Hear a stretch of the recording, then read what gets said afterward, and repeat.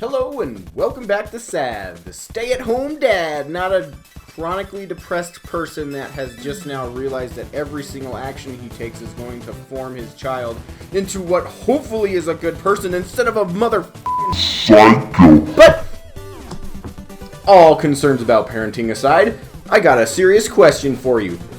Are video games art?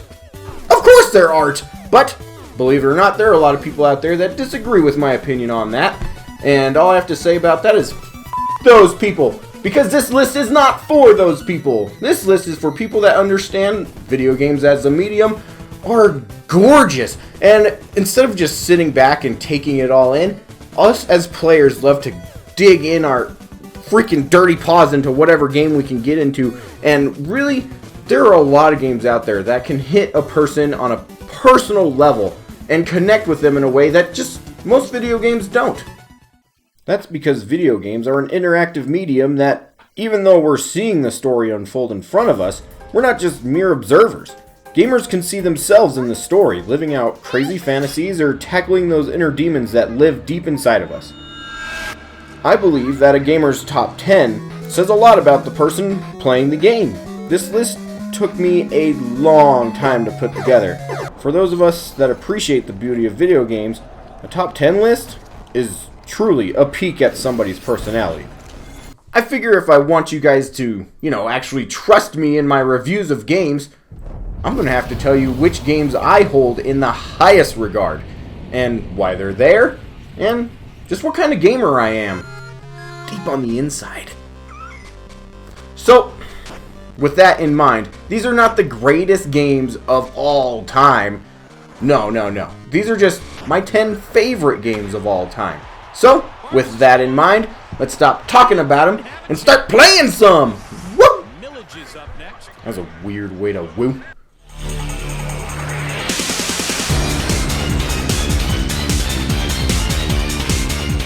Alright, let's kick this list off by not actually starting the list at all. Sorry, but there's some honorable mentions, and I'm sure you knew that there had to be, because no gamer can just pick 10. But these ones were so close, because they all have very specific memories that go along with them, and I'm going to share them with you now. First one, Joe Montana Sports Talk Football. 93. It is very specific that you check out that year because I believe it plays the best, and in mine and my brother's eyes, it was the best. We grew up on football playing this bad boy on our Genesis, and to be honest, this game helped me even learn how football worked. So, special shout out to this one and my brother Tyler for always kicking my butt at it. This next game is a hell of a lot newer, and its memory goes along with my best friend Kevin Shumway. Ghost Recon Future Soldier. Yeah, you heard me. This game is freaking fun. I don't know why people always leave this one out of lists because it's not a Call of Duty or a Battlefield or some stupid crap like that. This is a third-person shooter that really, if you dig in, it's got a lot of tactical attributes to it that are just, they're so fun to dig into.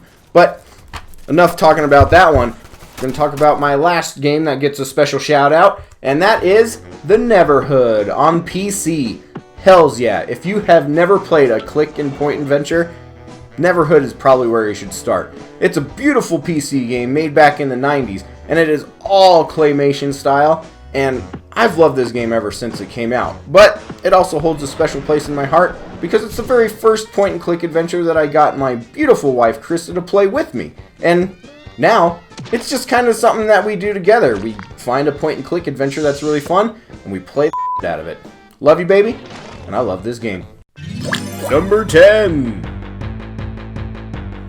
Alright, now to actually start my list of top 10. And I'm starting with kind of a cheat, because it's my damn list, so I'm going to do whatever the hell I want. And those two games are Goosebumps Attack of the Mutant and Goosebumps the Game. And yes, Goosebumps Attack of the Mutant is an old PC game from 1997. And I received this very copy with my mom's brand new Gateway computer. Whoa, that just feels old as hell to say it like that.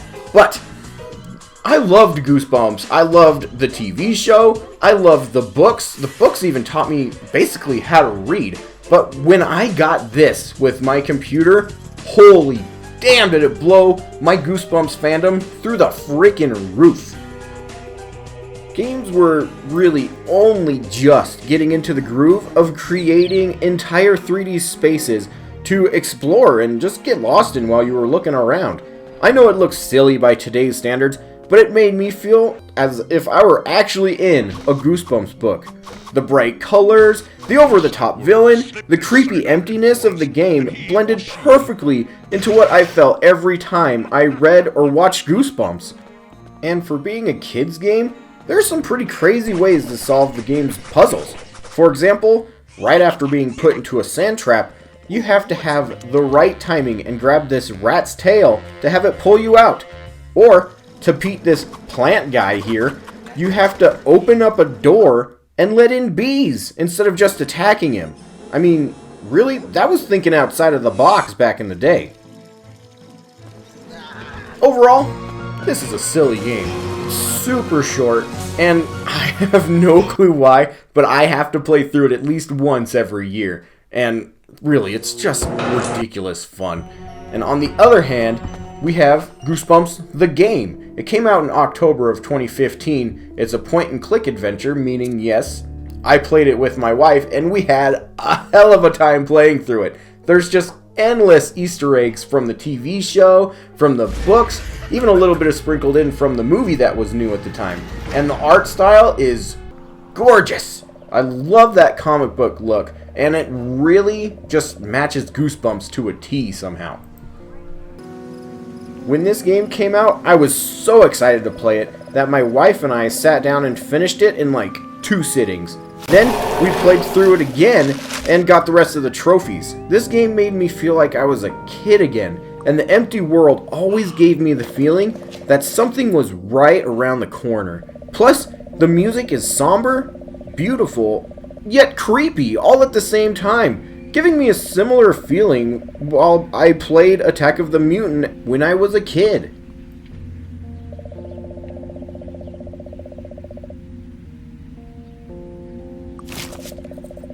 I read Goosebumps books to my son literally every day, and I cannot wait for him to be old enough to play both of these with me, making both of these Goosebumps games an easy number 10 on my list.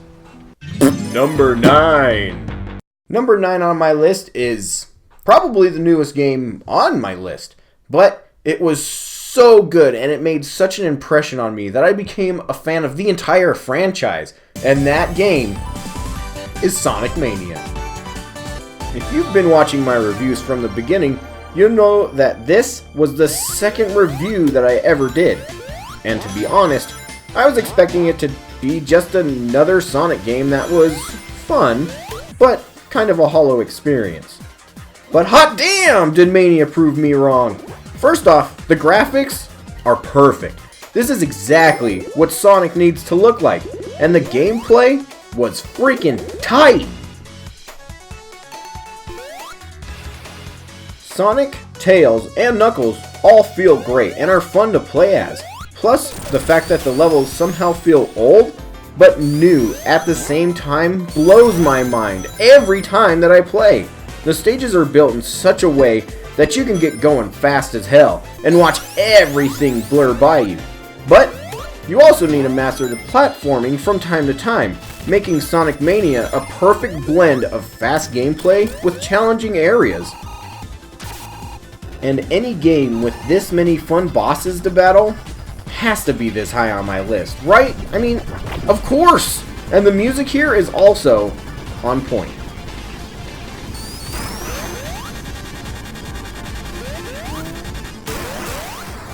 This game is just all around fun. I mean, seriously, it is the best Sonic game that I have played to date. And because of it, I'm playing the rest of the Sonic games as well, just in the hopes that I'll find another one that is just as good as Sonic Mania. Number 8. Number 8 on my list is not a game like the rest of the games on my list. Most of these are there because they either have amazing story or just really good gameplay. But this one is the only one that makes it on my list because it is so freaking fun to have somebody next to you on the couch competing against you. And the weird thing about this game is it is 2 games rolled into one beautiful cartridge, which I unfortunately do not have right now. Somebody is borrowing it, but it is Tetris and Dr. Mario for the Super Nintendo. What can I say about Tetris that you don't already know? It's one of the best puzzle games ever made, and the fact that it keeps chugging along with titles like Tetris 99 prove that no matter what year it is, Tetris is just fun. Ever since my dad gave me this Game Boy that came beautifully packaged in with Tetris, I've just loved Tetris ever since. Dr. Mario is another one of the best puzzle games ever made. I never had it as a kid, but some of my friends did, so every time I played over at their houses, we played Dr. Mario for at least a little bit. But to be honest, Dr. Mario is more my wife's thing nowadays, so why not just pick Tetris, right? Well, I picked this version because I think it is the best way to challenge someone head-to-head at Tetris to see who's better. The controls are perfect for Tetris, the colors are beautiful, and the graphics are smooth and fast. And I mean, seriously, if you get a fantastic version of Dr. Mario on top of that, that's just win-win. Number 7. As much as my number 8 pick is about playing with somebody else, my number 7 pick is just as much about playing by yourself. And if you've ever played this classic, you know exactly what I'm talking about. Battletoads on the NES. Known by everyone as an extremely hard game. And really, that's one of the reasons I love it so much. To this day, I still haven't beaten Battletoads. I can normally make it past the dreaded bike race part, but the ice level just after that is freaking hard too.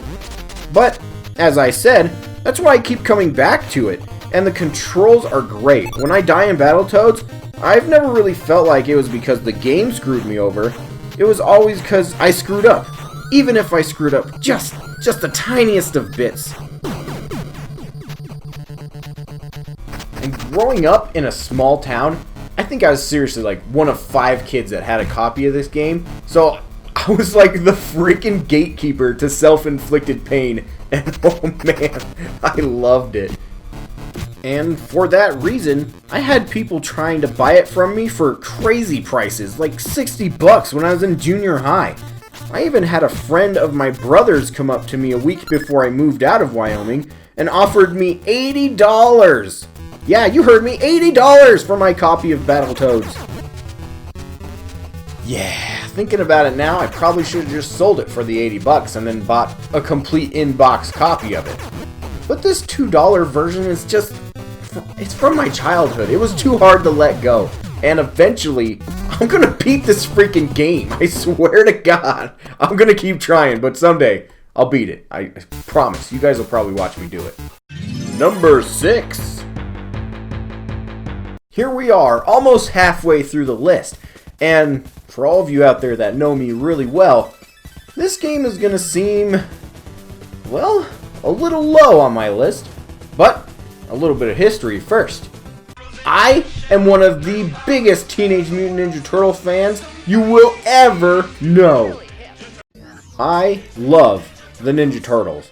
I am buying that arcade 1-up machine for sure. And I mean, damn, I named my first child after a Ninja Turtle. So yeah, the Ninja Turtles are very, very, very, very, extremely important to me. I've always viewed the Turtles as if they were my own family. And the reason for that is because for most of my life, it was just my dad, brother, and I against the world. So a lot of the struggles that the Turtles had in their family unit felt like ones that I actually had in mine. For example, like when Leonardo and Raphael would fight, or when Raph would fight Splinter's authority, and later regret it while receiving nothing but love and knowledge in return. I mean, it always just struck so close to home for me that it was always a place that I could turn to find answers for things that were happening to me in real life. So which game did I pick? TMNT Turtles in Time. Not only is it one of the best beat-em-up games ever made, and was the best arcade port I had seen when I was a kid, but good lord, I love the Turtles in Time. The fact that you can grab enemies on the levels and throw them at the screen to get one-shot kills is just a blast. And the fact that you could use any of the turtles, which of course you can in pretty much all of them, just makes it a plus. All the levels are fun, interesting, and fun to play through, while throwing enough new enemies and hazards in your way the whole time. That makes it so the gameplay never feels repetitive, plus the boss battles are the perfect amount of fun and challenging. And Turtles in Time progresses perfectly to let the player get used to the game, you get better, and then it slowly pushes you harder and harder as you progress, making the game consistently fun instead of just repetitive. And seriously, Turtles in Time just has the best, and I mean the best memories of me and my brother Tyler playing through this game, beating the shit out of ninjas, and just being able to get better and faster at it literally every time we played it. I love you, bro, and you're always going to be the Leonardo to my Raphael, and I had no clue it was going to affect me like that. Holy crap. Seriously, I love this game. Number 5. Alright, we are officially halfway through this list, and it's time to throw in one hell of an RPG. Final Fantasy IX. I haven't always been an RPG fan, but when Final Fantasy VII came out and I watched my brother basically play the entire thing, I loved every minute of it. So, when Final Fantasy VIII came out, I played it for myself. I enjoyed it even more than Final Fantasy VII, but when I finally got my hands on Final Fantasy IX, I had no clue that the same basic formula could reach such amazing and awe-inspiring heights. And to be honest, the details of the story are not super clear to me anymore. It's been a while since I've played all the way through it, and I'm replaying it as we speak. But I do remember loving all of the side characters way more than I had ever before with any other Final Fantasy.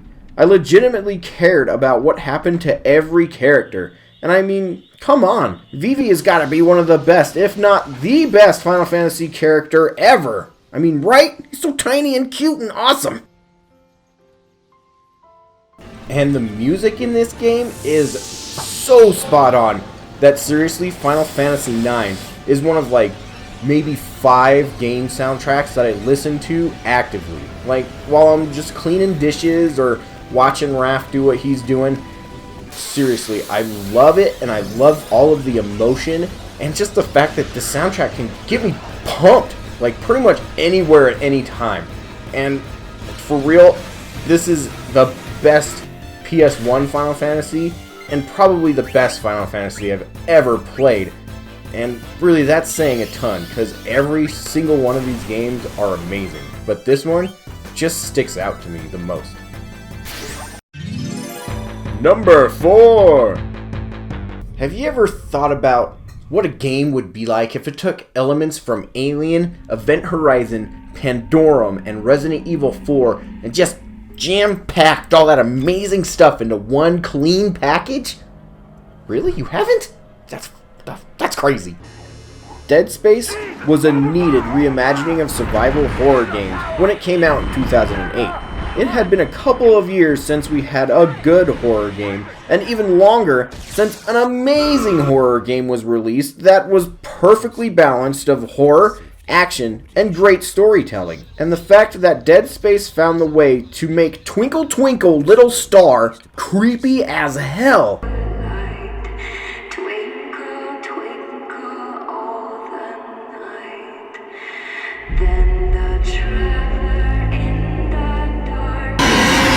Ugh. I mean, really, it made it stand out immediately to me. And this is still one of the only games that I know of where you have to dismember every enemy. You weren't able to just shoot them in the face and call it good. You had to rip and tear.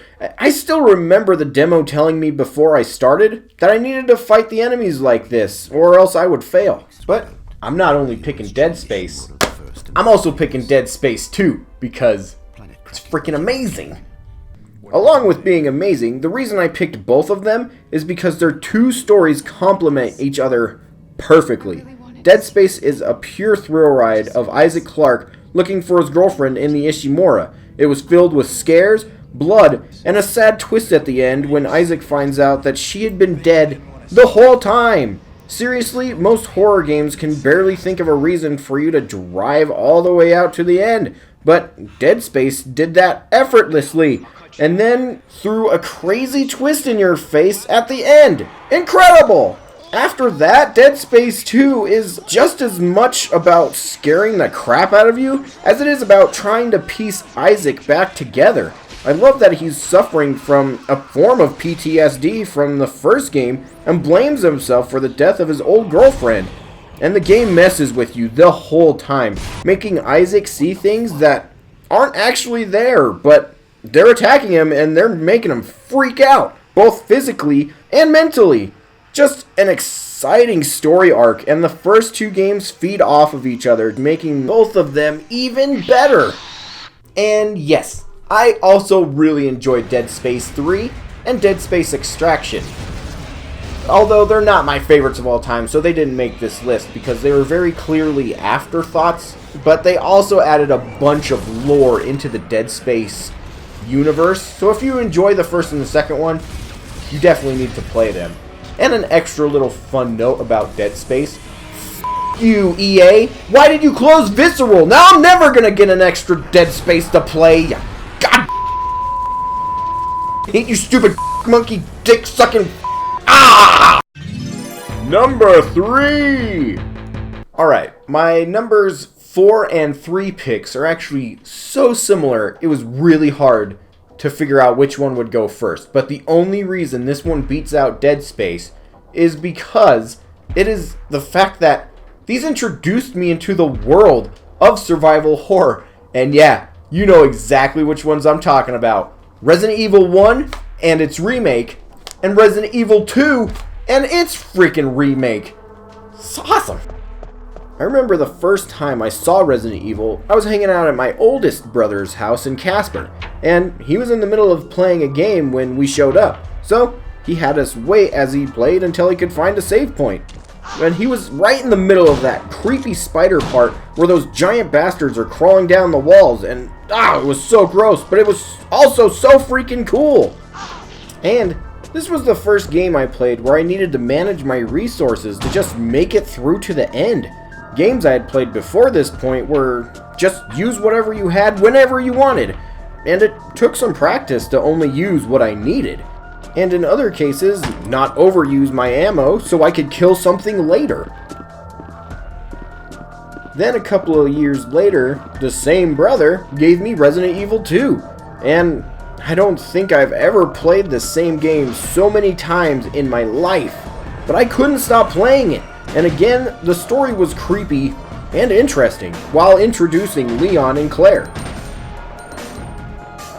And then we started getting remakes, and I love that they were both the same game as their originals, but they're totally a game of their own with extra elements added, and depending on my mood, I could very happily play the much slower horror game, which is the original Resident Evil remake, or go for a more breakneck speed horror with the Resident Evil 2 remake.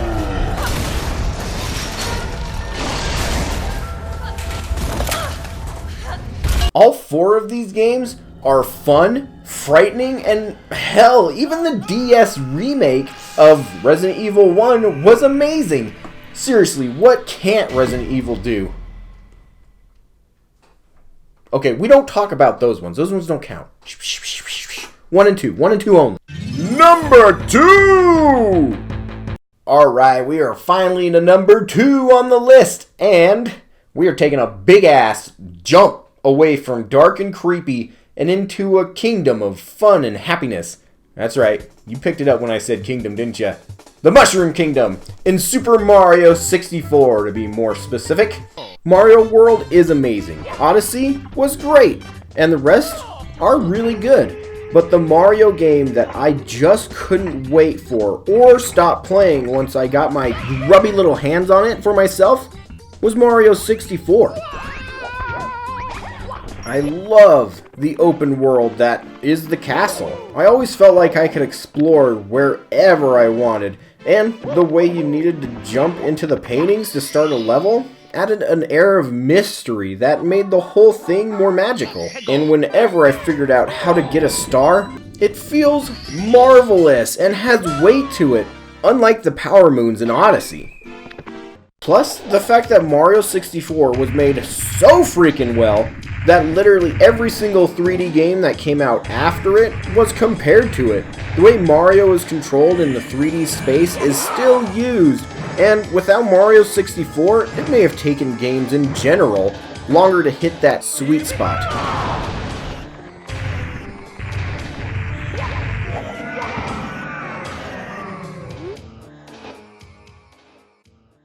And we all know what that means. We're on to number 1, which means I'm going to cut the video right here because, believe it or not, it was very long-winded, and yes, I am aware of that.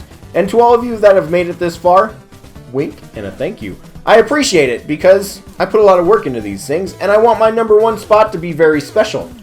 And to go with it, a brand new game came out just a couple of weeks that merges with said game. So, not only am I going to reveal my number 1, but you're going to get a pretty cool review with it. I'm very excited to share it with you. Thanks again a ton for being here, and go ahead and shout out in the comments what your 10 favorite games are. I mean, I know there are reasons, I know there are games. Go ahead, share them with me. I want to know. I want to know if you think some of my picks are retarded, and what your picks are. I love hearing about this stuff, so please, hit me up in the comments section, and we'll see you guys next time for my number 1 and a new review. Thanks again for being here. See y'all later.